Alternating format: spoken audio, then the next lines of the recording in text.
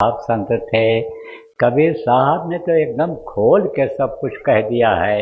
मैं कह दूं तो आपको बुरा लग जाए, लेकिन बुरा की हमको फिक्र नहीं है। जो उन्होंने लिखा कहा उसको मैं बता देता हूँ।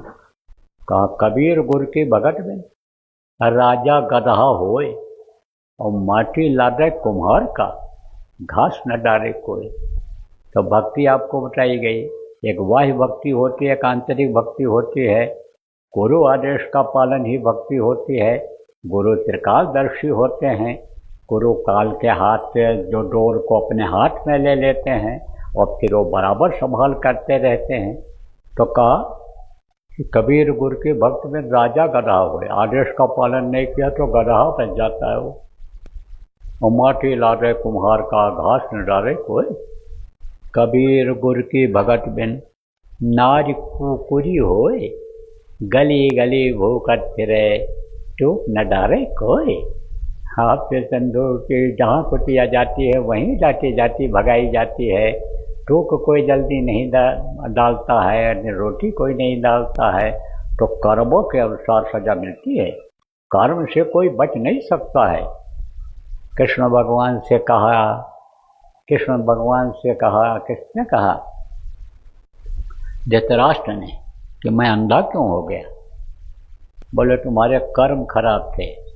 उन्होंने कहा, इस जन्म में तो महाराज मैंने कोई कर्म किया ही नहीं, बुरा कर्म किया ही नहीं। बोले पिछले जन्म का 100 जन्मों का याद है।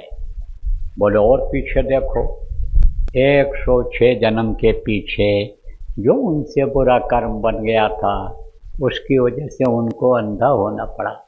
उसी को कहते हैं संचित कर्म, जो पिछले जन्म का होता है। और जो हाथ पैर कान से बुराई समय कोई करता है, अच्छा करता है, वो क्रियमाण कर्म होता है और प्रारब्ध होता है, उसके साथ जुड़ा रहता है। ये सब आपको बताया गया है।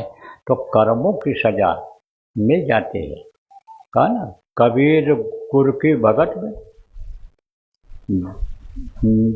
बेटी बिच्छू होए और वंश देते ही अपना जीवन खोए।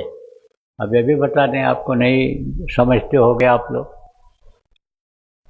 बिच्छू एक ही बार में बच्चा देती है, वो 100 बच्चा से कम नहीं, सैकड़ों बच्चे देती है। लेकिन उन बच्चों से इतना प्रेम करती है कि हमेशा उसको अपने पीठ पर बैठाए रहती है। अब बैठा के ही जाती है, बैठाई रहती, उतारती नहीं है। अब वो बच्चे जब बड़े हो जाते हैं और उनको भूख लगती है, तब उसी को खा जाते हैं, उसी की पीठ को, उसी के मांस को खा जाते हैं।